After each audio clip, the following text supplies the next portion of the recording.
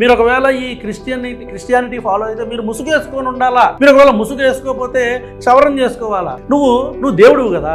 ఆడమ్ని పద్ధతిగా ఒక మంచిగా బొమ్మలాగా చేసి ఊపిరి అని బాగుంది. మరి అమ్మాయిని అలా ఎందుకు చేయాల? క్రిస్టియానిటీలో ఉండే వివక్ష గురించి మేము ఎప్పుడు మాట్లాడలేదు. ఎస్పెషల్లీ కొన్ని వర్సెస్ తీసుకొని మేము మనకి లెవిటికస్ లో, డిటరానమీలో, వీటిల్లో కూడా చాలా విపరీతమైన వివక్ష ఉంటుంది. నువ్వు మాట్లాడితే ఓల్డ్ టెస్టమెంట్, జెనసిస్ గురించి ఓల్డ్ టెస్టమెంట్, దాని తర్వాత న్యూ టెస్టమెంట్ వచ్చింది. ఇప్పుడు మేము అందరం న్యూ టెస్టమెంట్ ఫాలో అవుతున్నాం. అయితే మరి బైబుల్లో 2 వర్షన్స్ ఎందుకు? ఆ వర్షన్ తీసేయండి. ఒక అబ్బాయితో రిలేషన్షిప్ లో ఉంటే పరువు పోయిందని ఫీల్ అవుతాం. ఇది ఇట్లాంటి మతంలో ఉండే వివక్ష నుంచే ఇవన్నీ మొదలైంది. ఇప్పుడు మనుస్మృతి గురించి మనం మాట్లాడుతున్నప్పుడు దీని గురించి ఎందుకు మాట్లాడకూడదు? మీ క్రిస్టియనిజంలో ఉండే తప్పులు మీకు కనిపించట్లేదు? క్రిస్టియానిటీలో ఉండే తప్పులు ఇప్పటివరకు మీరు విన్నారు కదా. ఈ వీడియోలో కొన్ని డౌట్స్ చాలామంది పిల్లలకు రేజ్ అవుతాయి. సో వాటిని క్లియర్ చేయడానికి నేను మీ ముందుకు వచ్చాను. యాక్చువల్లీ వారి యొక్క ప్రశ్నలుగా మిగిలిపోకూడదు, వారి ప్రశ్నలకు జవాబు వారికి లభించాలి అనే ఒక సదుద్దేశంతో మీ ముందుకు రావడం జరిగింది ఈ వీడియో ద్వారా. యాక్చువల్లీ వీడియోలో మాట్లాడుతున్నటువంటి సోదరులు ఎవరైతే ఉన్నారో ఆయన గురించి నాకు తెలీదు, నాకు పరిచయం కూడా లేదు. సో నేను విన్న సమాచారం ఏంటంటే ఆయన సంధించే ప్రశ్నాస్త్రాలు ఏవైతే ఉన్నాయో సమాజాన్ని చైతన్యపరచడానికి, సమాజంలో ఒక మంచి నిర్మాణాన్ని చేపట్టాలంటే మానసిక, ఆధ్యాత్మిక, అంతరంగిక నిర్మాణాల విషయంలో ఆయన కూడా ఒక సైనికుల్లా పోరాడతారు అనే విషయం మాత్రం నాకు కొంతమంది ద్వారా తెలిసింది తప్ప అంతకుమించి ఆయన గురించి నాకు తెలీదు. వాస్తవానికి మాట్లాడితే ఆయన పేరు కూడా నాకు తెలీదు. కానీ ఆయన ఏవైతే కొన్ని ప్రశ్నలు సంధించారో అవి కొంతమంది సోదరులు నాకు పంపించడం జరిగింది. సో దీని ద్వారా ఆయన ప్రశ్నలకు జవాబు దొరకక అది ప్రశ్నగానే మిగిలిపోవడం వల్ల ఆయన అలా అపార్థం చేసుకున్నారేమో అనిపించి నేను ఈ వీడియో ద్వారా ఆయనకు సమాధానం ఇచ్చే ప్రయత్నం చేస్తున్నాను. ఆయనకే కాదు, అలాంటి ఆలోచన విధానం ఎవరికైతే ఉందో వాళ్ళందరికీ కూడా ఈ వీడియో ఒక మంచి జవాబు అవుతుంది అని నేను ఆశిస్తున్నాను. ఇక వీడియో స్టార్ట్ చేద్దాం. ఆయన అన్నారు, ఇప్పటివరకు నేను చెప్పినవన్నీ మీరు పాత నిబంధనను కొట్టిపాడేస్తారేమో, ఒకవేళ పాత నిబంధన అయితే కనుక చించేయండి అన్నారు. ఓల్డ్ టెస్ట్మెంట్, న్యూ టెస్ట్మెంట్ వేరేగా, మేము ఇది ఫాలో అవుతాం, అది కాదు అని చెప్పని అంటారు కదా. అప్పుడు ఆ ఓల్డ్ టెస్ట్మెంట్ పూర్తి బైబిల్ నుంచి రిమూవ్ చేసేయండి. సార్ యాక్చువల్లీ పాత నిబంధన అనే పేరులోనే అది పాతది అని మనకు కనబడుతుంది, కొత్త నిబంధన అనే పేరులోని ఇది కొత్తది అని మనకు కనబడుతుంది. ఆ రెండింటి మధ్య అంతరం దాదాపు 1600 సంవత్సరాలు అని హిస్టరీ చెప్తోంది. ఈ 1600 సంవత్సరాల అంతరం ఉన్నటువంటి ఓల్డ్ టెస్ట్మెంట్కి, న్యూ టెస్ట్మెంట్కి చాలా సామాజిక మార్పులు సంభవించాయి, భౌగోళిక మార్పులు సంభవించాయి. అలాగే మానసికంగా కూడా చాలామంది మార్పు చెందటం, పరిణతి చెందటం, ఆ అనాగరిక జీవనం నుండి నాగరిక జీవనం వైపు అడుగులు వేయడం, తద్వారా ఆ నిబంధన మారుతూ వచ్చింది అనే విషయం స్పష్టమవుతుంది. ఇప్పుడు కొత్తది వచ్చిందని పాత చింపేస్తామంటే మన హిస్టరీ ఉంది, మన ఇండియన్ హిస్టరీ ఉంది. ఎప్పటి నుంచో మన ఇండియన్ హిస్టరీ మనం చదువుకుంటున్నాం, సోషల్ పుస్తకాల్లో మనం చదువుకుంటున్నాం. మరి హిస్టరీ అంతా చింపేద్దామంటే చింపేయం కదా. ఆ హిస్టరీ ఎందుకు మనకి? ఆ హిస్టరీని బేస్ చేసుకుని ఏ తప్పులు జరిగాయి, భవిష్యత్తులో ఏ తప్పులు చేయకూడదు, ఏ ఇబ్బందులు తలెత్తాయి, వాళ్ళు చేసినటువంటి ఆ తప్పిదాల వల్ల, వాళ్ళు తీసుకున్న తప్పు నిర్ణయాల వల్ల మనం ఎలా ఉండాలి, లేదా ఒక క్లిష్ట సమస్య వచ్చినప్పుడు గతంలో మన పూర్వీకులు ఎలా వాటిని అధిగమించగలిగారు, మనం ఏం చేయాలి. సో ఇలాగా హిస్టరీని బేస్ చేసుకుని భావి నిర్మాణాన్ని చక్కగా చేసుకుంటాం. అది ఆమోదయోగ్యమైన విషయమేగా. చింపేయాలని ఎందుకన్నారో మరి నాకైతే అర్థం కాలేదు. నెక్స్ట్ పాయింట్ ఏంటంటే, ఒక లింక్ డాక్యుమెంట్ ఉంటుంది. ఆ లింక్ డాక్యుమెంట్ ఉంటేనే కదా మన ఒరిజినల్ డాక్యుమెంట్కి వాల్యూ పెరుగుతుంది, దాని గురించిన పుట్టుపూర్వోత్తరాలు తెలుసుకోగలుగుతాం. ఇప్పుడు ఒరిజినల్ డాక్యుమెంట్, కొత్త డాక్యుమెంట్ ఉంది కదా అని లింక్ డాక్యుమెంట్ చింపేయం కదండి. గతకాలపు చరిత్ర ఏదైతే ఉందో రాబోయే భవిష్యత్తుకి అది మనకి జ్ఞానాన్ని ఇస్తుంది. అలాగే బైబిల్ కూడా చాలా స్పష్టంగా చెప్పింది, ఈ పాత నిబంధన చరిత్ర లేకపోతే ప్రవచనాలు లేకపోతే వాటిని గురించినటువంటి అధ్యయనం ఎందుకంటే యుగాంతమందున్న వారికి బుద్ధి కలుగుటకు అవి వ్రాయబడ్డాయి అంటాడు. అంటే వాళ్ళని చూసి ఎలా ఉండాలి, ఎలా ఉండకూడదు, ఇవన్నీ కూడా మీరు నేర్చుకోవాలి, యుగాంతమందున్న వాళ్ళకి బుద్ధి కలగడానికి ఇవి వ్రాయబడ్డాయి అని చెప్తాడు. కాబట్టి ఓల్డ్ టెస్ట్మెంట్ని కత్తిరించాల్సిన అవసరం లేదండి. అందులో ఉన్న కొన్ని విషయాలు నేటి కాలానికి లేదా నూతన నిబంధనలో ఉన్న వారికి అప్లికబుల్ కాదు, వారు పాటించాల్సిన అవసరం లేదు. కానీ పూర్వకాలపు చరిత్రలో ఉండేదని అధ్యయనం చేయడానికి, ఆ ప్రవచనాల నెరవేర్పు ఎలా జరిగిందో తెలుసుకోవడానికి అవి చాలా ఉపయోగపడతాయి. ఈ విషయంలో మీకు స్పష్టత వచ్చిందని నేను ఆశిస్తున్నాను. అలాగే మీరు మీ వీడియో ద్వారా బైబిల్ మీద చేసినటువంటి ఒక ఆరోపణ ఏంటంటే స్త్రీల పట్ల చాలా వివక్ష చూపించారు. క్రిస్టియానిటీలో ఉండే వివక్ష గురించి మేము ఎప్పుడు మాట్లాడలేదు. ఎస్పెషల్లీ కొన్ని వర్సెస్ తీసుకొని మేము మనకి లెవిటికస్ లో, డిటరానమీలో, వీటిల్లో కూడా చాలా విపరీతమైన వివక్ష ఉంటుంది. అన్ని మతాలు కూడా స్త్రీల పట్ల వివక్ష చూపించాయి అని మాట్లాడుతూ అటు మనుధర్మశాస్త్రంలో ఉన్నటువంటి సంగతులు ఏవైతే ఉన్నాయో అలాంటివే ఇక్కడ కూడా ఉన్నాయి అన్నట్టుగా మీరు మాట్లాడినట్టు నాకు అనిపించింది. నెక్స్ట్ ఏంటంటే బైబిల్ కూడా, లేదా బైబిల్లో ఉన్నటువంటి దేవుడు కూడా పురుషాధిక్యతను చూపించాడు, స్త్రీల పట్ల ఒక భయానకమైనటువంటి వివక్ష చూపించాడు అని మీరు చెప్పుకొస్తూ ఒక రెఫరెన్స్ చూపించారు. అది ఆయన సరిగా చదవలేదని నేను అనుకుంటున్నాను. ఎందుకంటే ఆయన ద్వితీయోపదేశకాండంలో విషయాలు ప్రస్తావించారు. ద్వితీయోపదేశకాండం అనేది రెండవసారి వ్రాయబడినటువంటి పుస్తకం. అంటే అప్పటి వరకు ఉన్నటువంటి ఆ కాండాలలో మిగిలినటువంటి 4 కాండాలలోని విషయాలపై మరల స్పష్టత ఇస్తూ డ్యూటరానమీ అంటే రెండవసారి చేయబడుతున్నటువంటి ఉపదేశము, దాన్నే ద్వితీయోపదేశకాండము అన్నాడు. ఈ ద్వితీయోపదేశకాండంలో మొదటి 4 కాండాలలో ఉన్నటువంటి చాలా విషయాల ప్రస్తావన మరల ఇవ్వబడుతుంది. కాబట్టి చదువుతున్నప్పుడు చాలా జాగ్రత్తగా అర్థం చేసుకుంటూ చదవాలి. ఆయన చూపించినటువంటి రెఫరెన్స్ ఏంటంటే ద్వితీయోపదేశకాండం 22వ అధ్యాయము 28వ వచనాన్ని కోట్ చేశారు ఆయన. ఏముంది అక్కడ? ఒకడు ప్రదానం చేయబడని కన్యక అయిన చిన్నదాన్ని కలుసుకొని ఆమెను పట్టుకుని ఆమెతో శయనింపగా వారు కనబడిన ఎడల ఆమెతో శయనించిన వాడు ఆ చిన్నదాని తండ్రికి 50 వెండి రూకలు ఇచ్చి ఆమెను పెండ్లి చేసుకోవాలి.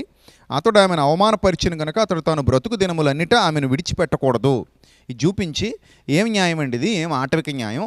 వాడు రేప్ చేశాడట, రేప్ చేసేస్తే ఆ తండ్రికి డబ్బులు ఇచ్చేసి ఆ అమ్మని పెళ్లి చేసుకోవాలట, లైఫ్ లాంగ్ ఆ అమ్మాయితో కాపురం చేయాలట, వదలకూడదట. ఇదేం న్యాయం? పనికిమాల న్యాయం అని చెప్పి ఆయన మాట్లాడారు. అంటే రేప్ చేస్తే ఇప్పటి కాలంలో అయితే మనం శిక్షలు విధిస్తున్నాం, ఖచ్చితంగా కఠినతరంగా శిక్షలు అమలు చేస్తున్నాం, కానీ ఆ రోజుల్లో ఎలా ఉండేది అని చెప్పారు. సరే, యాక్చువల్లీ ఇక్కడ మీకు అర్థం కాని పాయింట్ ఏంటంటే రేప్ చేస్తే ఖచ్చితంగా శిక్ష విధించమని ఆ పైనే వ్రాయబడింది. ఒకసారి చూడండి మీరు ద్వితీయోపదేశకాండం. సార్ ఒకసారి చూడండి ద్వితీయోపదేశకాండం 22వ అధ్యాయం 25వ వచనంలో, ఒకడు ప్రదానం చేయబడిన ఒక చిన్నదానిని పొలములో కలుసుకున్నప్పుడు ఆ మనుష్యుడు ఆమెను బలిమిని పట్టి ఆమెతో శయనించిన ఎడల ఆమెతో శయనించిన మనుష్యుడు మాత్రమే చావవలెను అని ఉంది. చూసారా? అంటే రేప్ చేస్తే మరణశిక్ష విధించారు ఆ రోజుల్లో కూడా.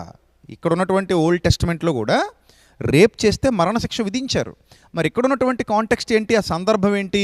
ఒకసారి ఇంగ్లీష్ బైబిల్లో చూద్దాం. ఇంగ్లీష్ బైబిల్లో నేను ఇంగ్లీష్ స్టాండర్డ్ వెర్షన్ చదువుతున్నాను. If a man meets a virgin who is not betrothed and seizes her and lies with her and they are found. అలాగే కింగ్స్ జేమ్స్ బైబిల్లో కూడా if a man find a damsel that is a virgin which is not betrothed and lay hold on her and lie with her and they be found. ఇక్కడ ఆమెను మరులు కొల్పినట్టుగా, అబద్ధాలు చెప్పినట్టుగా ట్రాన్స్లేషన్లో కనబడుతుంది మనకి. అంటే ఇదే విషయాన్ని నిర్గమకాండంలో చెప్పి మరలా ఇదే విషయాన్ని ద్వితీయోపదేశకాండంలో చెప్తున్నాడు. మీరు కొంచెం బైబిల్ మొత్తం చదివితే సరిపోయేది. ఎవరో ఇచ్చినటువంటి ఇన్ఫర్మేషన్ తీసుకుని లేదా రెఫరెన్సెస్ మీరు మొబైల్లో చూసుకొని వాటిని ఎక్స్ప్లెయిన్ చేసేస్తూ రేప్ చేస్తే పెళ్లి చేసుకోవాలట, రేప్ చేస్తే వాళ్ళ నాన్నగారికి 50 షెకిల్స్ ఇచ్చేసి ఈ అమ్మాయిని లైఫ్ లాంగ్ చూసుకోవాలట. అంటే దీని అర్థం ఏంటి? ఎవరైనా అమ్మాయి నచ్చితే రేప్ చేసేసి పెళ్లి చేసుకోవచ్చు అన్నమాట అనే కోణంలో మీరు అర్థం చేసుకుని మాట్లాడారని నాకు అనిపించింది. నిజానికి ఎవరైనా రేప్ చేస్తే వాళ్ళకి మరణశిక్ష విధించమని ఇప్పుడే మీకు చూపించాను, రెఫరెన్స్ మీరు క్లియర్గా చూశారు. అయితే నిర్గమకాండంలో ఏముంది? ద్వితీయోపదేశకాండం అనేది రెండోసారి చేయబడిన ఉపదేశం. అదే విషయాన్ని మరలా రెండోసారి ప్రబోధించడం జరిగింది అని మీకు చెప్పాను కదా. సో నిర్గమకాండంలో ఇదే విషయాన్ని ఏమని చెప్పాడో ఒకసారి చూడండి. నిర్గమకాండంలో ఇదే విషయాన్ని మరలా చెప్తున్నాడు. నిర్గమకాండం చాప్టర్ 22 వర్స్ 16 ఏమంటే 22:16 ఏముంది అక్కడ? ఒకడు ప్రదానం చేయబడని ఒక కన్యకను మరులు కొల్పి ఆమెతో శయనించిన ఎడల ఆమె నిమిత్తం ఓలి ఇచ్చి ఆమెను పెండ్లి చేసుకొనవలెను. ఆమె తండ్రి ఆమెను వానికే ఇయ్యనలని ఎడల వాడు కన్యకల ఓలి చొప్పున సొమ్ము చెల్లింపవలెను. చూడండి, ఇక్కడ ఆ కాలంలో ఎవడైనా ఒకవేళ ఒక అమ్మాయిని ప్రేమించినట్టుగా యాక్ట్ చేసి మరులు కొల్పి నటించి ఆ అమ్మాయి దగ్గర అబద్ధాలు చెప్పి ఆ అమ్మాయిని వశపరుచుకుంటే, ఆ అమ్మాయిని నమ్మించి మోసం చేస్తే, చాలామంది ఇప్పుడు కూడా ఉన్నారు అలాంటి వాళ్ళు, నమ్మించి మోసం చేసి వాడుకుని వదిలేసిన వాళ్ళు ఇప్పుడు కూడా చాలామంది ఉన్నారు అలాంటి వాళ్ళు. సో అలాంటి వాళ్ళను ఏమని అడుగుతాం? అరే నాయన, నువ్వు నమ్మించి మోసం చేసావు కాబట్టి ఆ అమ్మాయిని పెళ్లి చేసుకోరా అని అడుగుతాం. అవునా కాదా? ఇప్పుడైనా ఒక కేసు కోర్టుకు వెళ్ళింది అనుకోండి, ఇలాంటి కేసు ఏదైనా, ఒకడు నన్ను ప్రేమించాడండి, పెళ్లి చేసుకుంటానన్నాడు, వాడుకుని వదిలేశాడు, నన్ను మోసం చేశాడు అంటే అది పెళ్లితో సమానమే.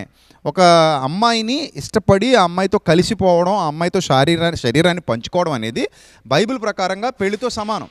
వాడు ఏంటంటే ఆ తర్వాత ఏదో విధంగా తప్పించుకుని ఆ అమ్మాయిని వదిలించుకొని ఏదైనా చేస్తే ఇప్పుడు చట్టాల్లో వీలు పడుతుంది. ఆ రోజుల్లో కూడా ఇలాంటి వాడు ఎవడైనా ఉంటే ధర్మశాస్త్రం ఏం చెప్పిందంటే, ఆ రోజు ఉన్నటువంటి చట్టం ఏం చెప్పిందంటే, నువ్వు ఆ అమ్మాయిని మోసం చేసావు కాబట్టి, పెళ్లి చేసుకుంటానని నమ్మించి మరలు కొల్పి వాడుకొని వదిలేసావు కాబట్టి ఆ అమ్మాయి నువ్వు పెళ్లి చేసుకోవాలి అని చెప్తున్నాడు. ఇది న్యాయపరమైందే కదా. అంటే ఇద్దరు ఇష్టపడ్డారు, అక్కడ నమ్మించి మోసం చేశాడు, అబద్ధాలు చెప్పి మరులు కొలిపి ఆ అమ్మాయిని మోసం చేశాడు. దాన్ని కూడా రేపుగానే పరిగణిస్తున్నాడు ఇక్కడ దేవుడు. అంతే తప్ప నువ్వు ఇద్దరు ఇష్టపడ్డారు కాబట్టి అదేం పర్లేదు అని అనట్లా, నీ తప్పు ఉంది కాబట్టి నువ్వు పెళ్లి చేసుకో అని చెప్తున్నాడు. అర్థమైందండి. నెక్స్ట్, ఎవడైనా ఒకవేళ కావాలని రేప్ చేస్తే కనుక వాడికి మరణశిక్ష విధించాలి. అమ్మాయికి ఇష్టం లేని అమ్మాయిని, ఒక ప్రదానం చేయబడిన కన్యకని ఒకడైనా రేప్ చేస్తే కనుక వాడికి మరణశిక్ష విధించాలి అని చెప్తున్నాడు. సో కాబట్టి ఇక్కడ ఎక్కడ కూడా స్త్రీలను తక్కువ చేసినట్టు కానీ, స్త్రీల హక్కుల్ని కాలరాసినట్టు కానీ, స్త్రీలను ఇబ్బందులకు గురి చేసినట్టు కానీ, స్త్రీలను ఏదో కూరలో కరివేపాకులో తీసి పడేసినట్టు కానీ ఎక్కడ మనకు కనబడలేదే. మీరెందుకు అలా అపార్థం చేసుకున్నారో మరి నాకైతే అర్థం కాలేదు. మీరు చాలా మంచి మంచి వ్యంగ్యాస్త్రాలు సంధిస్తూ ఉంటారు, చాలా ప్రశ్నల వర్షాలు కురిపిస్తూ ఉంటారు, చాలామందికి మంచి మంచి జవాబులు ఇస్తూ ఉంటారు, మంచిగా రాజకీయాలను కూడా ప్రశ్నిస్తూ ఉంటారు, సమాజంలో చైతన్యం తీసుకురావడానికి ప్రయత్నపడుతూ ఉంటారు. విషయాల మీద స్పష్టత లేకుండా దయచేసి మీరు మాట్లాడొద్దని మరొకసారి మీకు ప్రేమపూర్వకంగా నేను హితో పలుకుతున్నాను. Thank you. నెక్స్ట్, అలాగే మీరు మరొక ఇంపార్టెంట్ పాయింట్ మాట్లాడారు. అదేమిటంటే, ఆదాముని నేల మంటితో నిర్మించాడటండి ఈ బైబిల్ దేవుడు. ఇట్స్ ఓకే, బాగుంది. కానీ హవ్వను చేసేటప్పుడు మాత్రం పేట్రియార్కీ భావజాలంతో, అంటే పితృస్వామ్య భావజాలంతో హవ్వను చేశాడు. ఎలా అంటే ఆ పురుషుడి పక్కటెముకను తీసి హవ్వను చేశాడట. ఇదెక్కడి న్యాయం? ఇక్కడ కూడా స్త్రీని చాలా చులకన చేసేశారు అని మాట్లాడారు మీరు. నువ్వు దేవుడు కదా. ఆడమ్ని పద్ధతిగా ఒక మంచిగా బొమ్మలాగా చేసి ఊపిరి అని బాగుంది. మరి అమ్మాయిని అలా ఎందుకు చేయలా? అమ్మాయినేమో అబ్బాయిలో నుంచి నువ్వు రిప్ తీసి చేయడం ఏంటి? దీన్నే పేట్రియార్కీ అంటారు, దీన్నే పితృస్వామ్య భావజాలం అంటారు. ఏమంటే ఇక్కడ పాయింట్ ఏంటంటే, సృష్టికర్త సృష్టిని చేసినప్పుడు ఒకని నుండి ప్రతి జాతి మనుషుల్ని సృష్టించాలి అంటే అందరి డిఎన్ఏ ఒకటే కావాలనేది ఆయన ఆలోచన. అందుకే ఆయన పక్కటెముకను తీసి సేమ్ ఒక అందమైన స్త్రీని చేశాడు. అదే ఆకారాన్ని ఇచ్చాడు, అందమైన ఆకారాన్ని ఇచ్చాడు, అందంగానే చేశాడు. అక్కడ మీకు ప్రాబ్లం ఏమొచ్చిందో నాకు అర్థం కాల. ఇప్పుడు విషయం ఏమిటంటే, పక్కటెముకను చేసి ఆ అవ్వం చేసిన తర్వాత జీవితకాలం అంతా నువ్వు ఇతనికి బానిసగా ఉండాలి అంటే అప్పుడు మీరు ప్రాబ్లం క్రియేట్ చేయాలి. ఇది మీకు నచ్చకుండా ఉండాలి. కానీ అలాగ అనలేదే. సాటి అయిన సహాయము అన్నాడండి. సాటి అయిన సహాయము అన్నాడు. మీరు ఇరువురు ఏక శరీరం అన్నాడు. ఒకరి ఎందుకరు అనురాగం కలిగి ప్రేమ కలిగి భూమిని నిందించండి, ఏలండి మీరిద్దరూ ఏలికలు అన్నాడు. అక్కడ ఇందులో ఒకరు ఏలిక ఒకరు బానిస అనలేదు. అలాగంటే మీరు తప్పుగా మాట్లాడవచ్చు, కానీ అలాగ అనలేదే. అక్కడ అలాగ ఎక్కడైనా ఉంటే చూపించండి, నువ్వు బానిసవి అని అనలేదు.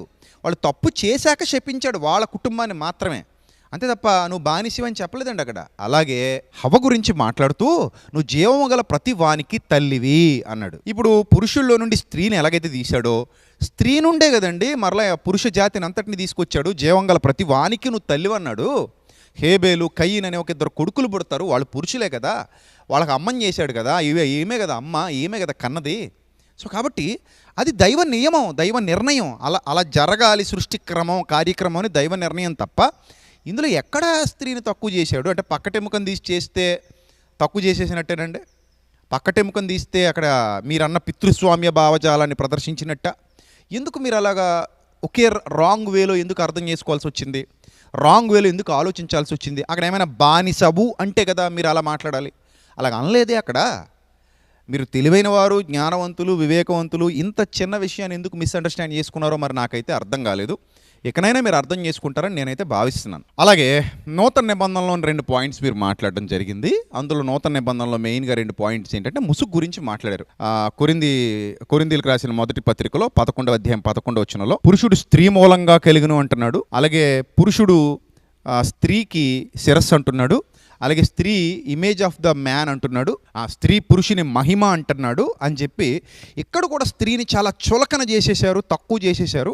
ముసుగేసుకోవాలట, ముసుగేసుకోకపోతే తల వెంట్రుకలు కత్తిరించేసుకోమంటున్నాడు. ఏంటిది అసలు ఈ భావజాలం ఏంటి అని ఒక మాట మీరు మాట్లాడారు. ఆల్రెడీ ముసుగు గురించి నేను 1 అవర్ మాట్లాడానండి, మొన్ననే సెమినార్స్లో మాట్లాడాను. అది వింటే మీకు చాలా క్లారిటీ వస్తుందని నేను అనుకుంటున్నాను. యాక్చువల్లీ అక్కడ ఏం పితృస్వామ్య భావజాలం కానీ మగపక్షపాతం కానీ ఏం చూపించలేదు, పురుషపక్షపాతం ఏం చూపించాల. మీరు 11:6 చదివారు కానీ ఆ కింద 11:11లో ఏముందో మీరు సరిగా అబ్జర్వ్ చేయలేదని నాకు అనిపించింది. ఒకసారి ఆ 11:11 కూడా మీకు చూపిస్తున్నాను చూడండి. అయితే ప్రభువునందు స్త్రీకి వేరుగా పురుషుడు లేడు, పురుషుడికి వేరుగా స్త్రీ లేదు. స్త్రీ పురుషుడి నుండి ఎలా కలిగిందో అలాగే పురుషుడు స్త్రీ మూలంగా కలిగాడు అన్నాడండి. పురుషుడు స్త్రీ మూలంగా కలిగాడు అని చెప్తున్నాడు. అంటే పురుషుణ్ణి స్త్రీని కూడా సమానంగా చూస్తున్నాడు. అలాగే గలతీ పత్రికలో కూడా పురుషుడని స్త్రీ అని ఏ భేదము లేదు, క్రీస్తునందు మీరు అందరూ ఏకమై ఉన్నారు అంటాడు. అంత క్లియర్గా స్త్రీని గౌరవించినట్టుగా కదా మనకి ఇక్కడ కనబడుతుంది. ఇప్పుడు ఒక పాయింట్ మీకు చెప్తానండి. ముసుగు వేసుకోవాలి అనే పాయింట్ మీరు ఏదైతే అపార్థం చేసుకుంటున్నారో దానికి నేను వివరణ ఇస్తున్నాను, జాగ్రత్తగా వినండి. చాలామంది మంగళసూత్రం వేసుకుంటారు మన ఇండియాలో కూడా. ఇప్పుడు మంగళసూత్రం అనేది బానిస సంఖ్యలకి సాదృశ్యమా? కాదు కదా. వాళ్ళు వివాహానికి గుర్తుగా వేసుకుంటారు. ఇక్కడ కూడా స్త్రీ ఆనాటి కాలమాన పరిస్థితుల నుండి నేటి కాలమాన పరిస్థితుల వరకు స్త్రీ పురుషుడు వాళ్ళిద్దరూ కూడా ఒకే భావజాలం కలిగి, ఒకే తరంగిక ప్రేమ కలిగి, ఒకరి యందు ఒకరు అనురాగం కలిగి ఉండాలని బైబిల్ చెప్తోంది. స్త్రీని ప్రేమించమని చెప్తాడు, చక్కగా చూసుకోమని చెప్తాడు.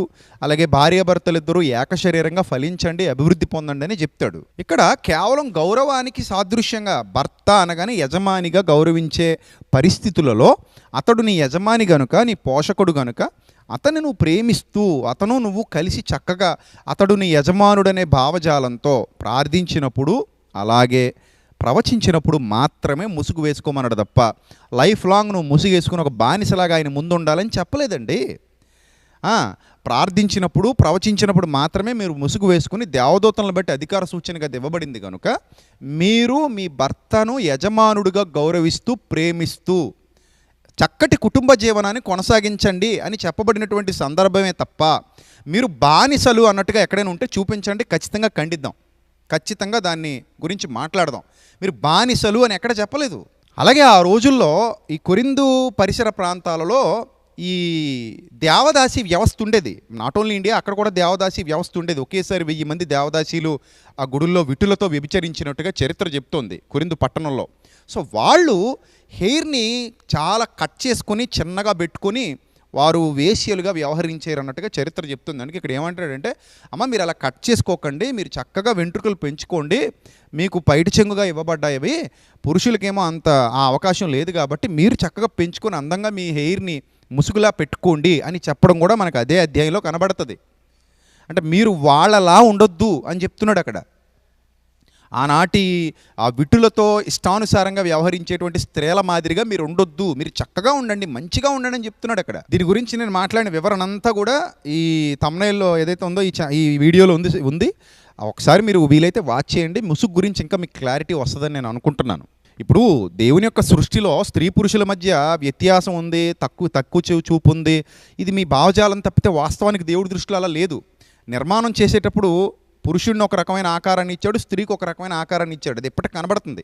అందుకే ఆ ఘటాన్ని బలహీనంగా ఉంటుంది అన్నాడు. ఆ బాడీ ఏదైతే ఉందో, ఆ స్ట్రక్చర్ ఏదైతే ఉందో, స్త్రీ స్ట్రక్చర్ ఏదైతే ఉందో అది బలహీనంగా ఉంటుంది అని చెప్తున్నాడు. నిజమే కదా, అది ఎప్పటికీ మరి మనం ఎత్తినన్ని బరువులు మన అక్క చెల్లెమ్మలు ఎత్తలేరు కదండి. అది సృష్టిలో భాగమేగా, దేవుని సృష్టిలో భాగమేగా. అంత మాత్రాన వాళ్ళని తక్కువ అందామా? అంత మాత్రాన వాళ్ళు ఎందుకు పనికిరామందామా? ఏమంటే ఒక మాట మీకు చెప్పనా, పురుషాధిక్యత అనడానికి ఇప్పటికీ మిమ్మల్ని నన్ను కన్నది ఒక స్త్రీయే, ఈ ప్రపంచాన్ని అంతటినీ కంటున్నది ఒక స్త్రీయే. అది ఏ పురుషుడు ఎప్పటికీ చేయలేడు. సో వాళ్ళు యూనిక్ అంతే. వాళ్ళ వాల్యూ వాళ్ళకి ఎప్పటికీ ఉంటుంది. వాళ్ళ వాల్యూ ఎప్పుడు గొప్పదే. పురుషుడు ఏ మగవాడిని కనలేడు కదా, ఏ ఆడవాళ్ళని కూడా కనలేడు. మోసేది తల్లి, పాలిచ్చేది తల్లి, రక్తాన్ని పంచేది తల్లి, నవమాసాలు మోసి కని ఆ బాధలు భరించేది తల్లే కదా. సో ఆమెకు ఆ యూనిక్ పర్సనాలిటీ అలాగే ఉంది కదా. అయితే చాలా మత గ్రంథాలని అపార్థం చేసుకోవటం వల్ల ఒక విషయంలో మాత్రం మీతో ఏకీభవిస్తాను నేను. అదేంటంటే చాలా మత గ్రంథాలను అపార్థం చేసుకోవటం వల్ల పురుషులు స్త్రీల మీద ఆధిపత్యం చలాయిస్తూ స్త్రీల హక్కుల్ని కాలరాస్తున్నారు అనే విషయంలో మీతో నేను ఏకీభవిస్తాను. అలాంటి వాళ్ళు క్రిస్టియన్ సొసైటీలో కూడా ఉన్నారు అనటంలో ఏ మాత్రం సందేహం లేదు. ఇప్పటికీ కొంతమంది స్త్రీ నోరు నొక్కేయాలని చూస్తారు, వచనాలను అపార్థం చేసుకుని స్త్రీని కించపరుస్తారు, స్త్రీని అవమానపరుస్తారు, స్త్రీని వంటింటి కుందేలాగే ఉండాలంటారు. అలాంటి వాళ్ళు ఎప్పటికీ ఉన్నారు. అలాంటి భావజాలం కలిగిన వాళ్ళు ఉన్నారు. ఏమండి, ఎంత మంచి వరిచేనైనా కలుపు మొక్కలు ఉంటాయి కదండి. అలాగే బైబిల్ కూడా చెప్పింది, మీ చుట్టూతా అజ్ఞానులు ఉంటారు, అవివేకులు ఉంటారు, వాళ్ళకి సత్యం అర్థం కాదు, వచనాలను అపార్థం చేస్తుంటారు అని చెప్తున్నారు. నిజమే, మీరు ఇందాక అన్నటువంటి ముసుగు విషయంలో కూడా చాలామంది దాన్ని ఫిజికల్గా మాత్రమే ఆలోచించి దానిలో ఉన్న భావజాలాన్ని, దాని వెనకున్న దేవుని చిత్తాన్ని అర్థం చేసుకోకుండా ఎవరిదైనా చిన్న ముసుగులా జారితే చాలు వాళ్ళని ఇంకా తప్పుపట్టేసి వాళ్ళ గురించి చెడ్డగా వీడియోలు పెట్టి వాళ్ళ గుండ్లు కొట్టేసినటువంటి మూర్ఖ శిఖామణులు కూడా క్రైస్తవ సమాజంలో లేకపోలేదు. వాళ్ళని సపోర్ట్ చేసినటువంటి దుర్మార్గ స్వభావం గలవారు కూడా క్రిస్టియన్ సొసైటీలో లేకపోలేదు. నేను ఉన్నారని నేను ఒప్పుకుంటున్నాను. కానీ దేవుని మాటలనే మీరు అపార్థం చేసుకోవడం చాలా తప్పు. ఇక్కడ మీరు ఇంకొక విషయాన్ని కూడా లేవనెత్తారు. ఏమన్నారంటే స్త్రీని మౌనంగా ఉండమన్నాడు, ఎక్కడా మాట్లాడొద్దు అన్నాడు. వాళ్ళు మౌనంగానే ఉండాలంట, సంఘాలకు వెళ్ళే వాళ్ళు ఎవరో మాట్లాడకూడదంట అంటున్నారు. మీరు ఒకవేళ ఈ క్రిస్టియానిటీ ఫాలో అయితే మీరు ముసుగు వేసుకొని ఉండాలా. మీరు ఒకవేళ ముసుగు వేసుకోకపోతే క్షవరం చేసుకోవాలా. చర్చ్లో అయినా సరే ముసుగు వేసుకోకుండా చాలా మంది ఉంటారుగా. మీరు ఒకవేళ వేసుకుంటే అర్జెంట్ మీరు బయటకు రాగానే క్షవరం చేసుకోవాలా. అర్థమైందా? ఇది ఎంత దారుణమైన కల్చర్, ఇది ఎంత దారుణమైన వర్స్ ఇది. యాక్చువల్లీ ఆ సందర్భం ఏంటో మీరు ఆలోచించాలి కదండి. అక్కడ పూర్తిగా ఇంకా నేర్చుకున్నవారు ఎవరు లేరు. మీరు చదువుతున్నటువంటి ఆ కొరింథీ పత్రిక ఏదైతే ఉందో అప్పటికి ఇంకా సర్వసత్యం బయటికి రాలా, సంపూర్ణ సత్యం ఇంకా బయటికి రాలా. ప్రాసెస్ నడుస్తుంది. అంటే ఇంకా బుక్స్ వ్రాయబడుతున్నాయి. అంటే ఒకదాని తర్వాత ఒకటి దేవుని జ్ఞానం భూమి మీదకి వస్తుంది. సో అలాంటి తరుణంలో ఇంకా పూర్తిగా కంప్లీట్గా దేవుని జ్ఞానం భూమి మీదకి రాలేదు కాబట్టి మొట్టమొదట వాళ్ళ భర్తలు నేర్చుకున్నారు కాబట్టి అప్పటికే ఆ సంఘాలలో గొడవలు కూడా జరుగుతున్నాయి కాబట్టి అమ్మ స్త్రీలారా మీరు మీ భర్తల దగ్గర మౌనంగా ఉండండి, మీరు మొదట నేర్చుకోండి అన్నాడు. ఏమంటే పూర్తిగా జీవితకాలం అంతా మౌనంగా ఉంటే నేర్చుకోవాల్సిన పనే ఉందండి? మీకు ఏమైనా సందేహాలు ఉంటే మీ భర్తలను అడిగి నేర్చుకోండి అనాల్సిన అవసరతే ఉంది? అదే పౌలు భక్తుడు, అదే కొరింథీ పత్రిక రాసినటువంటి ఆధార్ ఎవరైతే ఉన్నారో, ఆ గ్రంథకర్త ఎవరైతే ఉన్నారో అదే వ్యక్తి తీతుకు పత్రిక రాశాడు. అక్కడ ఏమంటాడంటే 2వ అధ్యాయం 5వ వచనం ఎండింగ్లో మంచి ఉపదేశం చేయండి అంటాడు. మంచి ఉపదేశం చేసేవారుగా మీరు ఉండాలంటాడు. మీరు నేర్చుకోండి అంటాడు. మీరు నేర్చుకుంటే మంచి ఉపదేశం చెయ్యండి అంటాడు. అంతే తప్ప ఎక్కడ స్త్రీల నోరు నొక్కేలేదండి. ఈ వచనాలు అపార్థం చేసుకున్న వాళ్ళు అది నేను పట్టుకున్న కుందేలకు 3 కాళ్ళని వేలాడుతూ ఉంటారు. కానీ ఎక్కడ కూడా స్త్రీని తక్కువ చేయలేదు, స్త్రీని చెడ్డగా చూపించలేదు, స్త్రీని అవమానపరచలేదు, స్త్రీని బానిసలాగా చెప్పలేదు, కించపరచలేదు. మీ భర్తలకు లోబడాలి అన్న పదంలో కూడా అతడు విశ్వాస అయితే ఆ విశ్వాసీ అయిన భర్తకు లోబడండి. నేను కూడా ఆ విషయాన్ని చాలాసార్లు స్పష్టం చేశాను సార్, చాలాసార్లు స్పష్టం చేశాను.